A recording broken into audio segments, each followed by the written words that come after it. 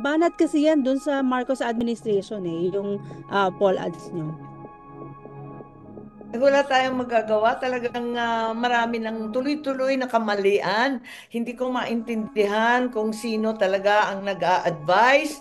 Nung bata pa ako, maliit pa ako, hindi namang maliit, pero teenager pa ako, sinabi ko na talaga, Malacanang is a snake pit. Nung panahon ng tatay ko yon, kasi Um, kung ano-ano ang, kung sino sino lumalapit, kanya-kanyang agenda.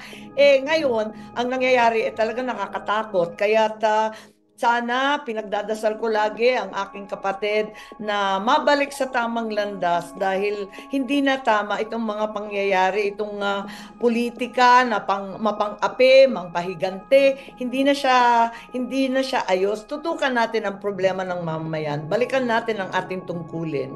Ma'am, hindi ba kayo nag-try na tawagan siya para sabihin na yung sitwasyon ng bansa, ganito, hindi ba siya nakikinig sa inyo? Hindi, hindi.